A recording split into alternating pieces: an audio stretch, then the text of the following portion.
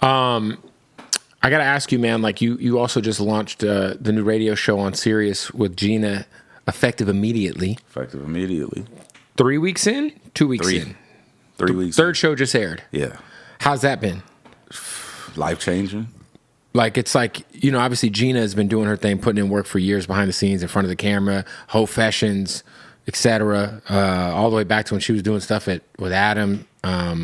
So what was like? Give me the background of like when the idea started with her to do this show. So honestly, we've been working with Gina 4 years now, something like that, and she's been on our team, and like I mentor her and try to make sure like everything's straight. But then one day when I left iHeart and she ended up leaving No Jumper, we both had an idea. Well, we were trying to figure out like what the idea for the show is. Mm-hmm. Like, what's the idea for the show? What's the premise of it?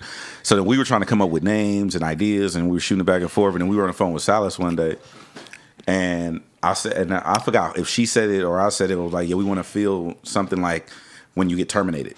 It's like something effective immediately. Mm. And Salas just goes like, wait, what would you say? It was like something like, because we're trying to play on the fact of our employment. Right. Status. When you get them letters, right, effective immediately, you are no longer with the company, blah, blah, blah. And so Sal was like, what would you say? I'm like, yeah, something like that. And he was like, that's it. I'm effective like, immediately. It's like effective immediately. That's it. I'm like, yeah.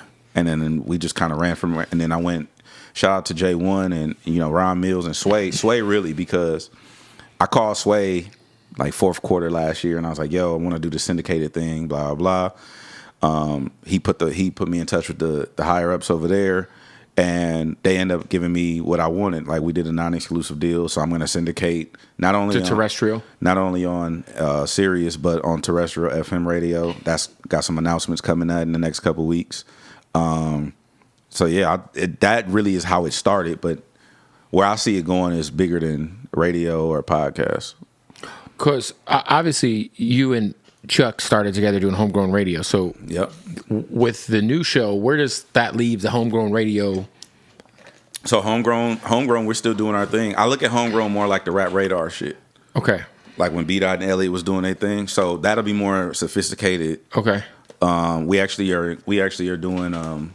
We have one Rhapsody dropping soon. So more like the long form. Yeah. Effective 2-hour talks. Effective immediately is like the radio show, daily talk, topics, news, right, fun, whatever. Also celebrity interviews, stuff like that. But the homegrown pod is more like long form, deeper conversations. Right. Yeah, I was gonna say, like, that's the one thing about radio nowadays is just like, I mean, shit, man. Where do you feel? I mean, look, you've been out of radio, what, 2 years? 2. How do you feel going back into it? Yeah, because obviously, I don't want to get into the background of why things didn't work out at iHeart for you, but it was an interesting situation in which I remember we went to a concert that was sponsored by Amazon Music once. It was Kendrick Lamar. It was. It was Kendrick Lamar. It was, yeah, and there was Amazon Music and pillows. We had an iHeart suite. Yeah. And we're like, oh. That's interesting. But with that being said, getting back into it, because, at the end of the day, like, radio is not what it used to be, but it's also, if you do it right, if you know what you're doing, if you aren't just mailing it in like a lot of these personalities are across the country, there is a place for it to still matter. It does matter. Yeah, no, for sure. I think it's in a place where, I think that all free medium is going to be around forever. TV, radio, same shit. 100%. Freebie, it's all going to exist because it's a free medium and people don't have to pay to consume it. But I think where radio is going is bigger shows, less personalities. I don't necessarily see like a lot of smaller shows existing anymore. I don't think that people still care about having a personal connection to the station and the radio. Mm-hmm. They don't care about live and local. They just want good content. Yeah, and they want to hear they want to hear their favorite song in the morning. That's all they care about. Like, because even when you talk about like hip hop in the sense that people are like, oh, we want that pure shit. People don't give a fuck. Right. They want jamming ass songs. Yeah, they just want to hear what they want to hear. That's it. It is what it is. Like, that's why there's research and call out and all that shit. Like, and I think too, people got to understand that, like, what we call P1s in radio, which are like the diehard, show up to the remote.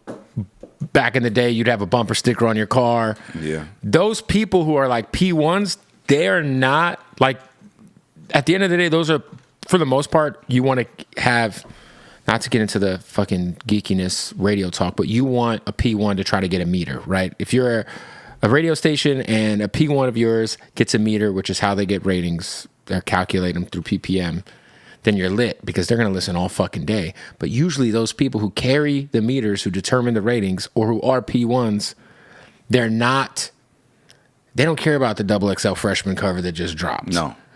They don't care about like... They don't care that they don't care that Vince Staples wasn't on stage at the pop-out. Nah, they're just like excited for the Kendrick moment and Drake. And that's what's... It's almost like this Kendrick and Drake thing pushed about... This is about as good as it's going to get in terms of real hip-hop and bars and like, you know, the art form being like so commercially like working.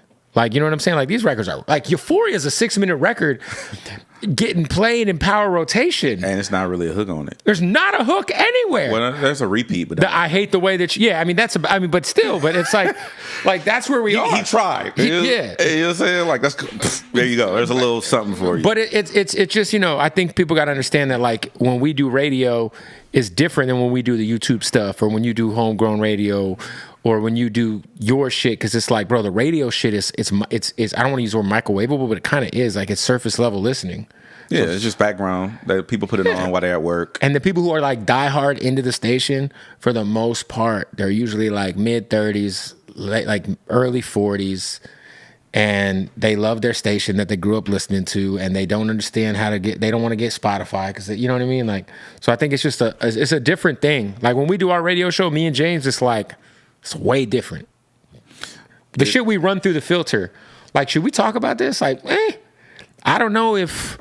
They don't care about the double, you know, a freshman. 34-year-old female who's working 2 jobs and got 4 kids gives a fuck about. Nobody cares about that stuff. So it's hard. I mean, it's not hard. As long as you know what you're doing, you can pick good content, pick good spots. You make good radio. 100%.